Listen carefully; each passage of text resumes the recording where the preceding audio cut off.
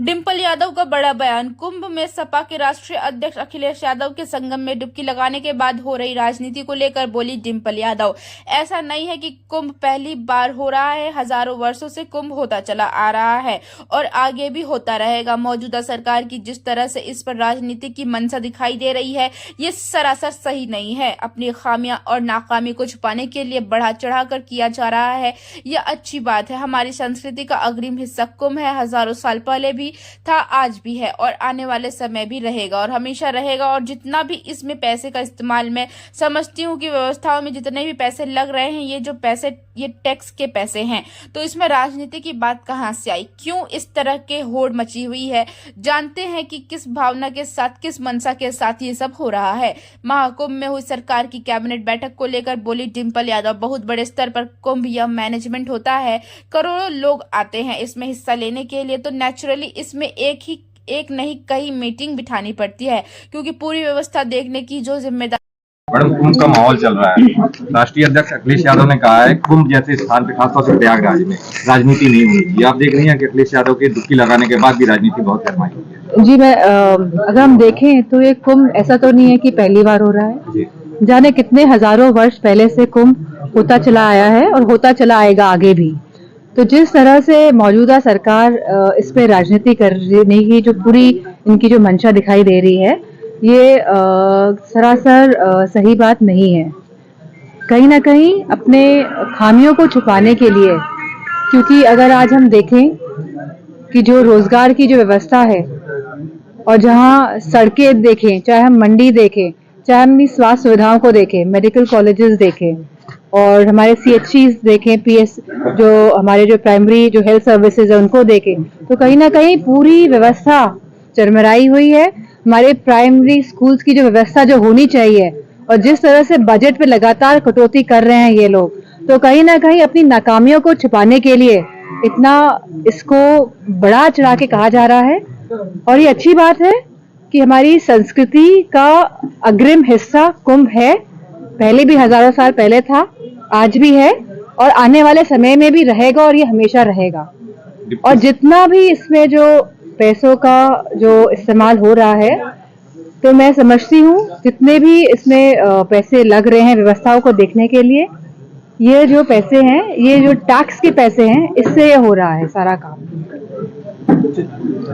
तो इसमें राजनीति करने की बात कहाँ से आ गई? क्यों इस तरह की होड़ मची हुई है? ये बात ऐसा तो नहीं कहेंगे समझ से परे है, क्योंकि हम जानते हैं कि क्या भावना के साथ और किस मंशा के साथ ये सब हो रहा है। अच्छा, धार्मिक स्थान में कुंभ में खासतौर से योगी ने कैबिनेट मीटिंग बैठाई, कैबिनेट किस तरह से देखती हैं? हमेशा, क्योंकि बहुत बड़ी स्तर पे यह कुंभ का ये जो पूरा मैनेजमेंट होता है, बहुत करोड़ों लोग आते हैं इसमें हिस्सा लेने के लिए, तो नेचुरली इसमें एक मीटिंग नहीं कई मीटिंग्स बिठानी पड़ती है, क्योंकि पूरी व्यवस्था देखने का जो जिम्मेदारी है वो सरकार की होती है। डिप्टी सीएम केशव प्रसाद मौर्य का कहना है कि कांग्रेस और समाजवादी पार्टी में मानसिक दोष है, उसका इलाज वो कराएं या ना कराएं, मगर ये कुंभ जाके स्नान जरूर करें। इसको लेकर मैं क्या कहूँ इस बात पे? दिल्ली में ये कि UCC उत्तराखंड में खासतौर से UCC लागू होने वाला है। जहाँ जहाँ भाजपा प्रशासित राज्य है वहाँ पे UCC लागू करने की भाजपा की रणनीति है। UCC लागू होने को लेकर आपका और समाजवादी, क्योंकि भारतीय जनता पार्टी का जनाधार लगातार घट रहा है और जितने भी इलेक्शंस अभी तक हुए हैं, जो रिजल्ट्स रहा है, तो कहीं ना कहीं भारतीय जनता पार्टी को नुकसान हुआ है और ये बात वो समझ रहे हैं। इस वजह से वो इस तरह के मुद्दे लेके आ रहे हैं कि उनका जनाधार जो घट रहा है, कहीं ना कहीं उसको वो घटने ना दे। दिल्ली विधानसभा चुनाव चल रहे हैं, भारतीय जनता पार्टी कह रही इस बार कमल खिलेगा, लेकिन केजरीवाल कह रहे हैं जो कि समाजवादी पार्टी का गठबंधन भी है। मैं समझ, आप जो पार्टी है वो पूर्ण बहुमत के साथ दिल्ली में सरकार बनाने जा रही है, क्योंकि ग्राउंड लेवल में हम लोग भी काफी लोगों के संपर्क में हैं और पूर्ण बहुमत आपको और हमारे अरविंद केजरीवाल जी को मिल रहा है। अच्छा, योगी जी प्रचार में गए थे दिल्ली, वहाँ उन्होंने कहा केजरीवाल पे तंज करता था, क्या यमुना जी में वो डुबकी लगा सकते हैं? उस पर अखिलेश यादव ने डिफेंड करते कहा है कि क्या योगी जी मथुरा के यमुना में या गोमती नगर में जाके पानी पी के अपना इस चैलेंज को स्वीकार कर सकते हैं क्या? अगर आप देखेंगे लखनऊ में आके गोमती की जो हालत है, अगर इससे रूबरू होंगे तो हमें पता चलेगा कि किस तरह से भारतीय जनता पार्टी की सरकार काम कर रही है, गंगा की सफाई के लिए हो, चाहे गोमती की सफाई के लिए हो, चाहे यमुना की सफाई के लिए हो, और जहां करोड़ों रुपए, हजारों करोड़ रुपए गंगा की सफाई के नाम पे यह सरकार चट कर गई है, तो कहीं ना कहीं ये प्रश्न चिन्ह लोगों को उठाना चाहिए कि माँ गंगा आज तक साफ क्यों नहीं हो पाई थी।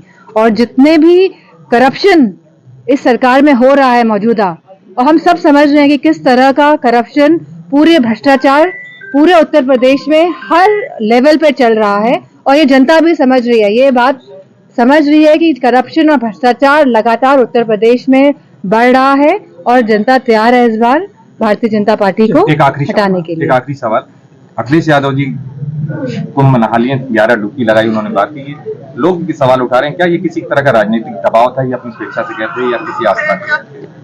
मैं समझती हूँ सबको अधिकार है कि वो कभी भी कहीं भी जा सकता है, किसी भी मंदिर मस्जिद के दर्शन करने जा सकता है, और जो ये सवाल प्रश्न चिन्ह उठाते हैं, तो मैं समझती हूँ वो जो हमारा अधिकार है, जो हमारे सिटीजनशिप का जो अधिकार है, उसका कहीं ना कहीं हनन कर रहे हैं। और मीडिया वाले भी मैं समझती हूँ जो पूछते हैं कि आप कब जाएंगे, तो मैं समझती हूँ कि स्वतंत्रता होनी चाहिए लोगों के पास, क्योंकि स्वतंत्रता से ही शक्ति आती है कहीं ना कहीं, तो आप इस शक्ति को नष्ट ना करें। मिल्कीपुर में उपचुनाव हो रहा है, मिल्कीपुर 5 तारीख को वोटिंग होनी है। मिल्कीपुर बीजेपी कह रही है कि इस बार मिल्कीपुर में कमल का फूल खिलेगा। समाजवादी पार्टी ने आपको जिम्मेदारी दी है, आपको रोड शो भी। वो तो 2024 के चुनाव में भी कह रही थी कमल का फूल खिलेगा, 80 में से 80, 400 पार, तो कैसा कुछ हो पाया? तो मैं समझती हूँ कि समाजवादी पार्टी के सभी कार्यकर्ता मजबूती के साथ मिल्कीपुर चुनाव में लगे हुए हैं, और परिणाम हमारे आशाजनक ही होंगे।